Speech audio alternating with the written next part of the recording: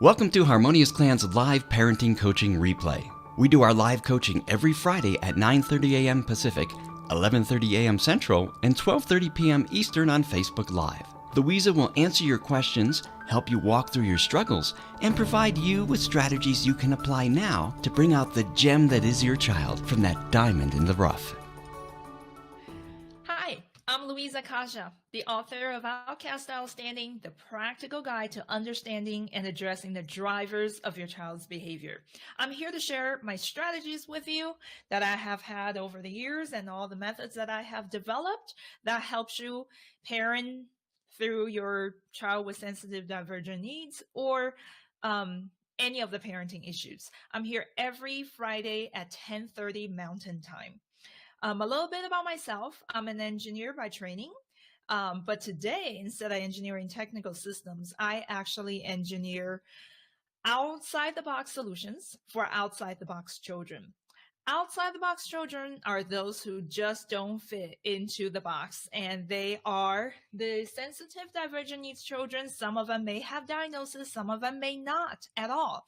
Those who have diagnosis may have ADHD, sensory processing disorder, Asperger's, spectrum disorders, or any range of learning issues and challenges. And many of the children do not have any diagnosis. They're just extra sensitive, and they do have divergent needs that are different from majority of the other children. So over the years, I've established a lot of strategies to help you with your day-to-day parenting of them and help these children reach their maximum potential. And I'm here every Friday to share my strategies and answer any questions that I receive during the week or live on Facebook Live right now. Today, I'm going to talk about gift opening for the holiday season and gift opening for children with sensitive divergent needs specifically. I have had questions from parents that know every holiday season, it's a happy season. Oh, but what a dread, because a lot of them have those children that's just ends up screaming, yelling, having a meltdown over a very supposedly happy moment, but things just seems to be too much for them to deal with. I myself have a few of those children that tends to melt down during those situations. So I've developed some strategies to help you through your holiday and especially through your Christmas morning with your gift opening and to have a happy time. So the first thing you want to do is you want to talk about what's going to happen. So number one is your heads up on the day. Heads up on day. These children who are extra sensitive or have anxiety prone issues, they do not like surprises. They do not work well with surprises. So those are the times that things are extraordinary. It's not your everyday routine. You especially want to make an extra effort to talk to them about what's happening that day. So for example, you sit them down, let them know, we're going to be excited, and we're also going to try to stay calm. I'm going to tell you everything that's going to happen. For example, as soon as we get to grandparents' house tomorrow morning, we're going to have breakfast. We're going to greet everybody. After breakfast, we're going to open our presents. We will start from the stocking first. I mean, whatever detail there is about that day, you need to let your child know ahead of time. So that will be the night before they go to sleep. And also, again, when they wake up, just a quick review of what's happening today, where we're going, who will be there, what's going to happen, what am I going to do, what are you going to do, what am I going to eat? I mean, all of those scenarios you need to walk them through, especially if you have had certain challenges in the past and you know what is going to be a sensitive areas for them. Make sure you talk about that. Do not leave anything else out for surprises. Strategy number 2 is you're going to set expectations ahead of time.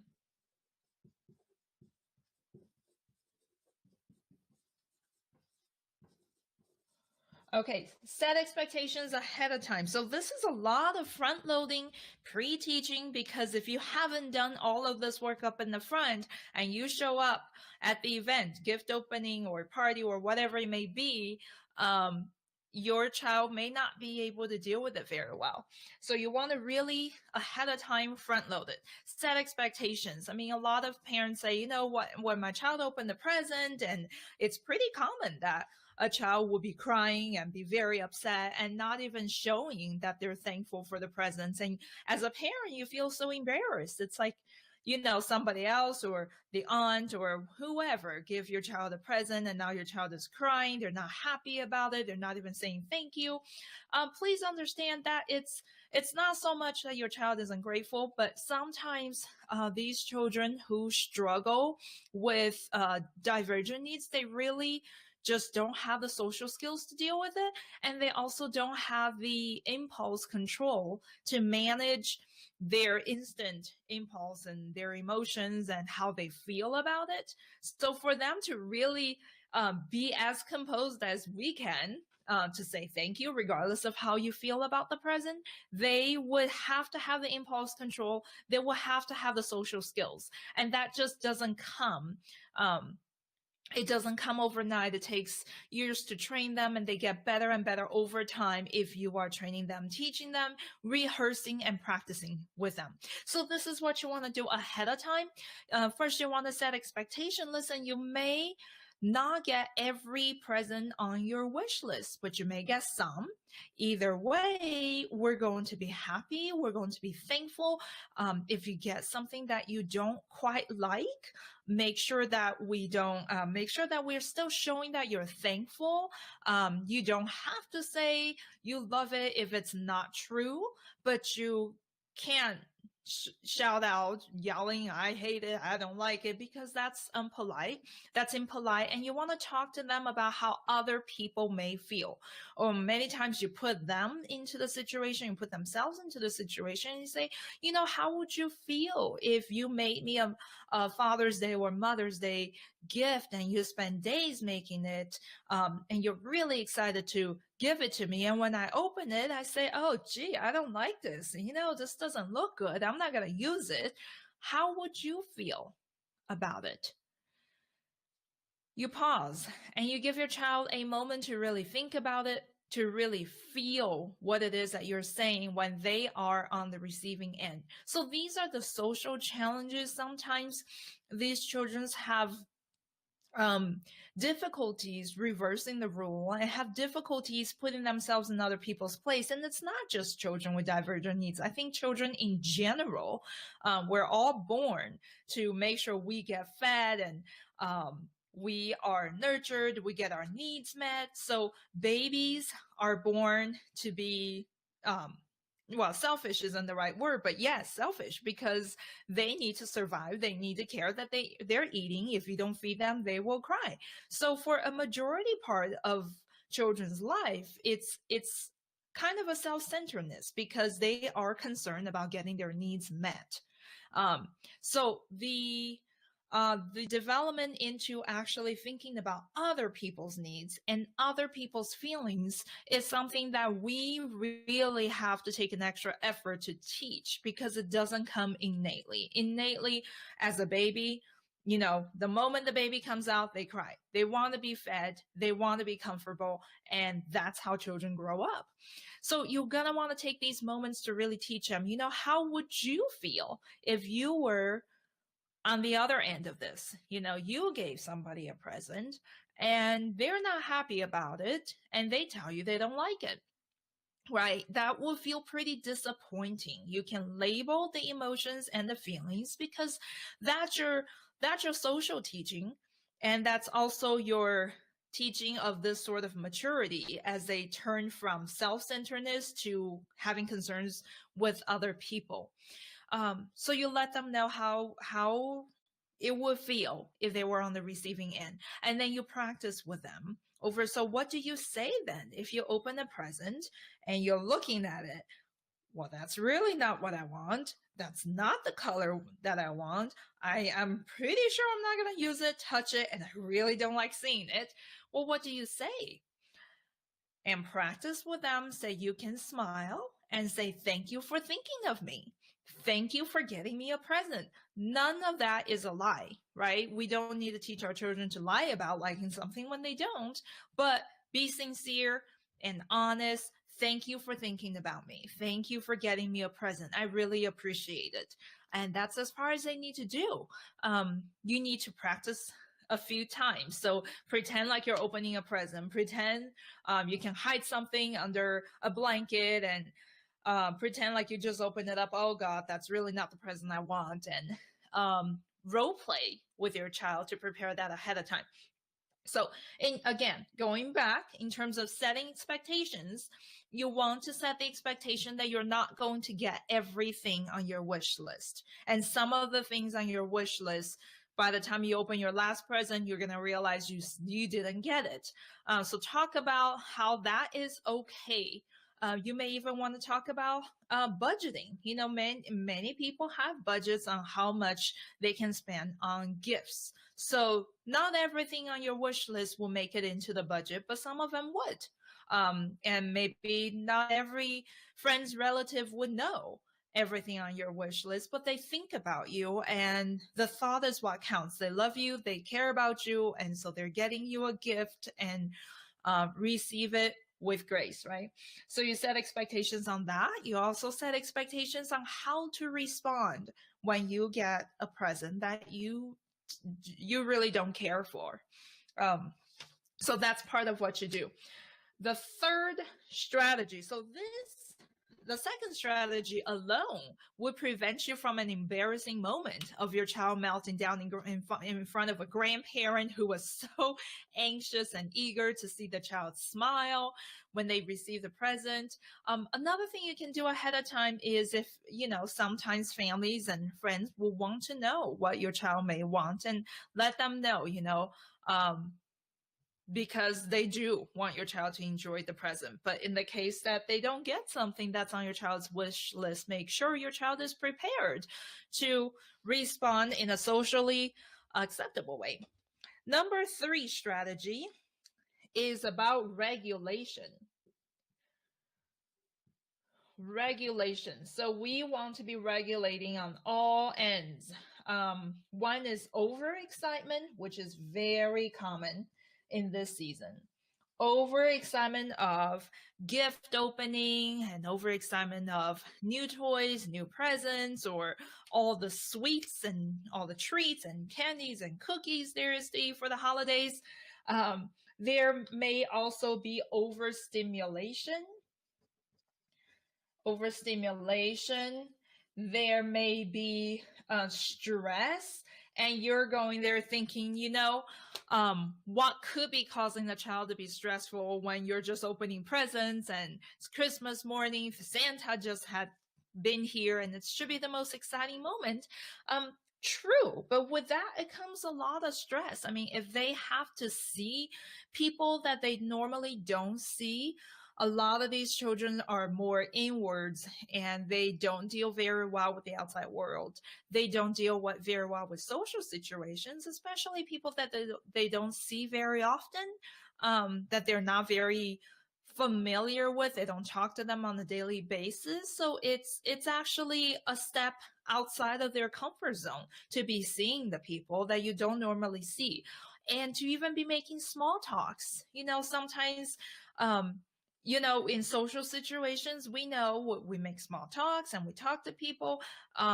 Even when grandparents or aunts and uncles and other friends and relatives, when they see your child, one of the most common questions, how is school? How are you doing in school? Or how have you been? How have you grown? Well, those questions are really, really difficult for our children. A lot of our children don't want to talk about school. There's not a very successful experience there. And a lot of children just don't really know how to make small talks. So that could add a lot of stress to them.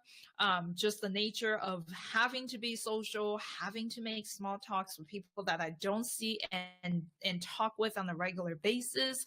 The new foods, holiday foods are sometimes new, right? Sometimes you sit down for a formal meal and your child may be more used to hamburgers and pizza. And so whatever it is on a formal dish plate may just be stressful for your child because that's not the food of their preference and that's not the food of their usual texture comfort zone, right?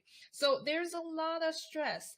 So strategy number 3 is a regulation of all of these. Your child may be really excited, or they could be pretty upset, pretty overstimulated, pretty stressed out, or they could be all of these at the same time. So as parents, what we want to do is we really want to understand what we're going into. When we take a child to one of these events, these are all the things they could be feeling all at the same time.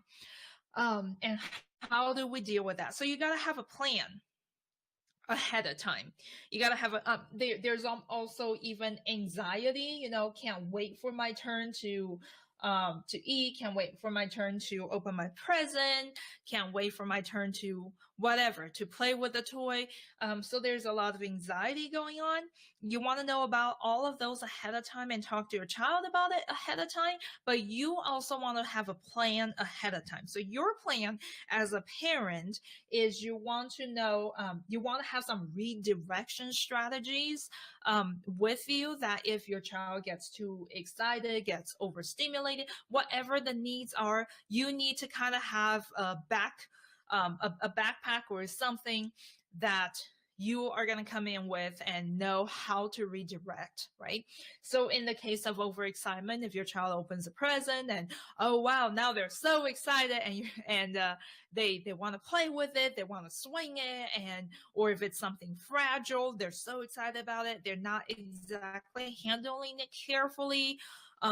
Or I don't know, if maybe a Nerf gun or whatever it is that they're not really being careful with because they're so excited. So you're going to want to talk to them again ahead of time. When we're too excited or when we're feeling overstimulated, we're feeling stressed, we're feeling anxious, what do we do? And here's one really good strategy. Very simple, but it takes practice during moments that you're not overexcited. So I call it, it's reset and deep breath. You know how your computer doesn't work when something is stuck, and if you try everything and it doesn't work, you just go ahead and restart it, right? Same with us, or even our children. We need to teach them how to reset themselves. So now we've gotten too excited, we've gotten too worked up over a situation, either on the angry side or on the happy side. We need to reset. And the way that I teach children how to reset is through a deep breath. So I teach them to breathe in for 5 count. Okay, pause for a second and then breathe out for 10 counts. So you count it like this for 10 counts is how you breathe out, because it's making sure that your breath is really deep, really cleansing, and it's very, very slow. So there's sometimes when I teach children, okay, reset, take a deep breath, and let's breathe through it, and they go that sort of breath isn't gonna help them reset. So this is something you're gonna want to practice on a regular basis. It will help them with any situation. You go to a soccer game, something happens, okay, let's take a deep breath, reset. But in this situation also, so you may practice a little bit before you go. I mean, throughout the day, you may want to try to practice deep breath and reset 2 times or 3 times or even once a day. It's great, because that skill isn't going to come in unless they have been using it on a daily basis.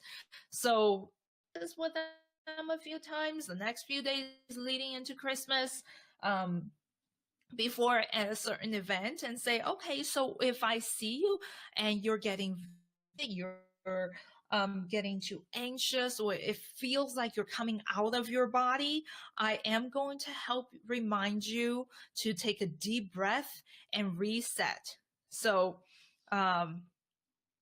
So you teach your child to do that. And during the event, you can just give them a real quick cue. Hey, I see that you're getting really excited. How about we just take a deep breath right here and then we can resume, right? And you breathe with them, you help them count through it. And then you next thing you want to do, you may want to redirect. So why don't we set this present down here in a safe spot so we're careful with it? And why don't you I don't know, either take a picture of me with my present, or maybe you and I go for a quick walk outside, or would you take the dog out to the backyard for a bit and then come back? I mean, you're going to want some things to redirect them to a place where they can recompose themselves before they get to the edge. So many times, I mean, parents tell me, hey, and all of a sudden he just started a meltdown and he's crying and doing this and that on the floor. Usually those things get slowly worked up. That's really, really subtle to see. And during those holiday gathering, exciting moments when we got tons of things going on, it's hard for us to notice those things. So you're going to want to come with a keen eye to really stay in tune with your child. Just check in constantly, and you want to check in that they're regulated. And if they're not, the first moment they're overexcited, or the first moment, they're having a little feeling about something that's stressed or overstimulated, have some backup plans. Can we go take a walk? Can we I don't know, bring some puzzles, coloring activities, something that's calming, soothing, Play-Doh. Bring some other activities that you can redirect your child into. Give them a safe spot, give them a quiet corner where they can go and retrieve, recompose themselves, and they can come back much happier. So those aren't punishments. You're going to want to tell your child ahead of time that as an effort. So to help you continue to feel happy, feel great and relaxed during this visit, here's what we're gonna do. If you feel stressed out, we're gonna take a deep breath, and then we can go do some Play-Doh and then come back. So those are all strategies that you can use to prevent the sudden meltdown, and now no one can do anything about it, and it's such a thing. Once they get into a meltdown, many of the children, there's nothing you can do. You have to work through that cycle. They have to work through that cycle. So which could just be not really pleasant for a holiday event. The very fourth strategy, which is the last strategy I'm going to share today, is to take movement breaks. Take breaks. Movement breaks, sensory breaks. A lot of these children have sensory difficulties. They need a sensory break, and they also need a quiet break, which is goes hand in hand with the regulation strategies that I'm talking about, what to do when they're overexcited. But even when they're not overexcited, even when they're not overstimulated or stressed, you're gonna want to take a pause. You're gonna want to work in these breaks before they even get to that point. So for example, go ahead and plan a little walk, or go ahead and plan a run around in the backyard in the middle of the present opening. Maybe you open the stockings first, and then we go outside for a run in the backyard, or we go outside to swing somewhere, or we go take a walk, or we go do something else. Or maybe it could even be that you give them some time to play with the present or the new toy that they just opened and discovered.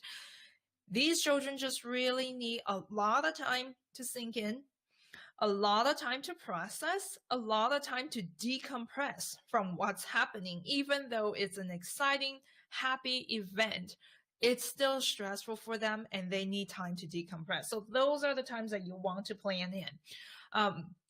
Also, a lot of sensitive divergent needs children need so much movement. I mean, it's like if they're not moving, it feels like they're coming out of their own body. I once had a child tell me that, I feel like I'm coming out of my own body.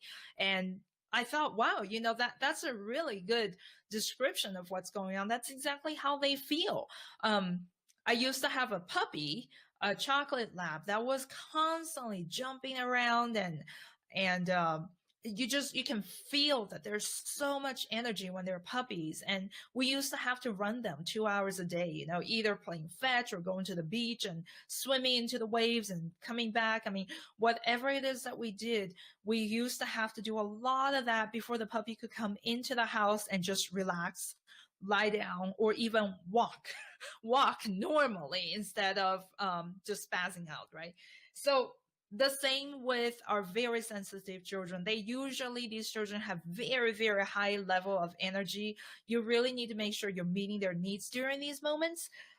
So scheduling movement breaks and these sensory breaks, whatever it is, or even quiet breaks, becomes extremely important for their regulation. The other thing is, during the school year, your child may have a PE class, or you may be doing these things on a regular basis. But think about the holidays. I mean, I often, there's been times when my children, are all of a sudden melting down, and I can't, and it doesn't seem very, it's just they're so agitated, they're on the edge, and you wonder what's going on. But, I've thought about it, and wow, over the last few days, we've been visiting with people. We've been lounging around in our pajamas at home.